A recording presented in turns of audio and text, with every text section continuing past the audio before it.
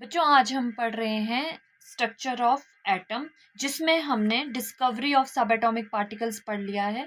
ठीक है, उसमें हमने सब एटॉमिक पार्टिकल्स में हमने इलेक्ट्रॉन, प्रोटॉन, न्यूट्रॉन्स की डिस्कवरी पढ़ ली है। ठीक है, अब आज हम पढ़ेंगे एटॉमिक मॉडल्स।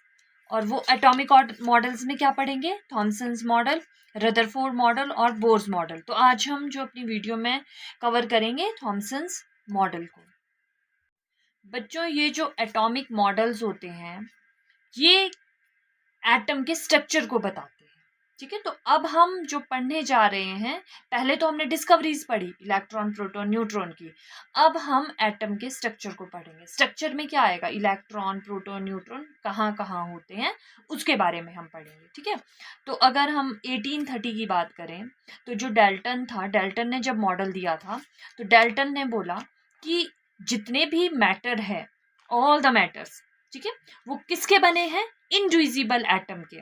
कि लास्ट जो है वो एटम है और एटम जो है अब इसके बाद डिवाइड नहीं होता है। ठीक है, और all atom of a given element are identical in mass and properties. कहते किसी एलिमेंट में जितने भी एटम्स हैं, मान लो कोई एक एलिमेंट है, उसमें जितने भी एटम्स हैं वो सब मास और प्रॉपर्टी में आइडेंटिकल होंगे, एक जैसे होंगे। ठीक है, ये डाल्टन ने बोला था। लेकिन ये तो फॉलो नहीं हुआ। अनडिविजिबल, वो तो डिविजिबल था। सब atomic part electron, proton, neutron थे। तो अब डिस्कवरीज होती रही। तो जे थॉमसन ने, जब वो कैथोड रे एक्सपेरिमेंट हुआ था, उस दौरान इलेक्ट्रॉन की जो है, नेगेटिव पार्टिकल्स की जो है डिस्कवरी हो चुकी थी। तो उनका नाम इलेक्ट्रॉन्स दे दिया था। अब जो है थॉमसन उस पर एक्सपेरिमेंट्स करता रहा।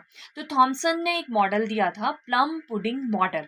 ठीक है, प्लम पुडिंग मॉडल, और इसको वाटरमेलन मॉडल भी बोलते हैं। अच्छा, तो इसमें क्या था? उसने कहा, उसने एटम को एक स्फीयर की तरह लिया। जैसे ये एक गोल स्फीयर है, एटम को स्फीयर की तरह लिया और उस स्फीयर को बोला कि ये स्फीयर मान लीजिए पॉजिटिव चार्ज वाला स्फीयर है। मतलब कि इस स्फीयर में सारी जगह पॉजिटिव चार्ज है, मतलब ये पूरा पॉजिटिव चार्ज वाला स्फीयर है। ठीक है, और नेगेटिव चार्ज के जो इलेक्ट्रॉन हैं वो इसके अंदर कहीं कहीं एम्बेडेड है। जैसे आपके पास एक केक, सपोज करो ये केक है और नेगेटिव चार्ज उसके ऊपर रखे गए चेरीज है, या प्लम है या चेरीज है। ठीक है, उसके ऊपर या रेजिन्स है। आप जिस तरह से डेकोरेट करते हो, ऊपर से नट्स डालते हो, तो नेगेटिव चार्ज वैसा है और पूरा का पूरा केक जो है वो पॉजिटिव चार्ज का है। ठीक है, पूरा का पूरा जो केक है वो पॉजिटिव चार्ज का है, और जो आपके पास ये स्फीयर है ये पॉजिटिव चार्ज का है, और जो उसके ऊपर डेकोरेशन करी है वो नेगेटिव है। ठीक है, या फिर आप तरबूज को ले सकते हो, वाटरमेलन को ले सकते हो। पूरा का पूरा जो रेड पार्ट है वाटरमेलन का वो आपके पास पॉजिटिव चार्ज है, और उसके ऊपर जो बीज है, सीड्स है, वो सपोज करो वो नेगेटिव चार्ज जो है एम्बेडेड है उसमें। ठीक है, इस तरह से उसने उसको बताया कि इलेक्ट्रॉन भाई ऐसे हैं। अच्छा, तो इससे क्या कंक्लूजन निकला? इससे कंक्लूजन निकला कि total positive charge equal to total negative charge. कि भाई स्फीयर पॉजिटिव है, उसमें इलेक्ट्रॉन नेगेटिव है, दोनों का मिला के चार्ज जो है अब वो न्यूट्रल हो गया। तो उसने तो बोल दिया कि एटम इलेक्ट्रिकली न्यूट्रल है। ठीक है, और क्या बोला उसने? कि mass of atom was assumed to be distributed evenly across the entire sphere।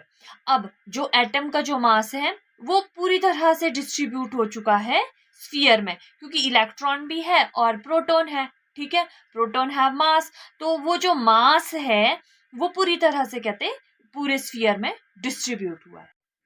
अब लिमिटेशंस क्या थी? अब ये क्यों फॉलो नहीं हुआ? अब क्या चीजें ऐसी रह गई थी जो ये एक्सप्लेन ही नहीं कर पाया? तो जो जे थॉमसन था could not explain the existence of central nucleus.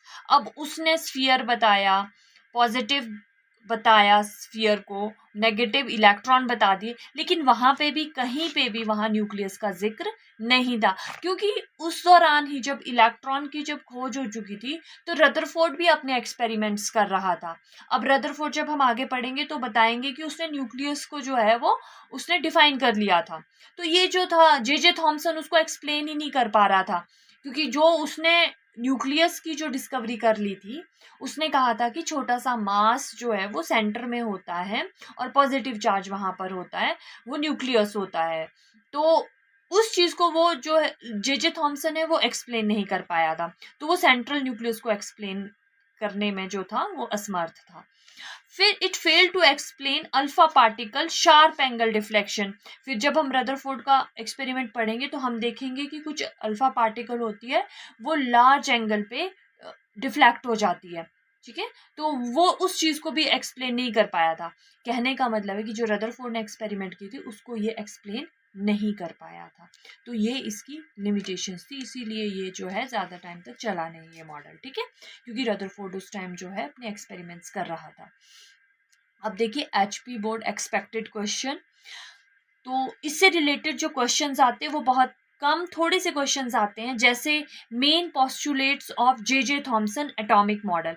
J Thomson atomic model के कुछ पॉस्टुलेट्स लिखो, वही जो हमने अभी लिखे, ठीक है। फिर मेन लिमिटेशंस, फिर इसकी लिमिटेशंस लिखो। और एक क्वेश्चन आता है what is the value of charge to mass ratio E/m of electron discovered by Thomson. तो जो ये E/m की जो रेशियो दी थी जे थॉमसन ने वो पूछ लेते हैं इलेक्ट्रॉन के लिए, तो ये हम कर चुके हैं 1.76 × 10⁻11 कूलम पर केजी।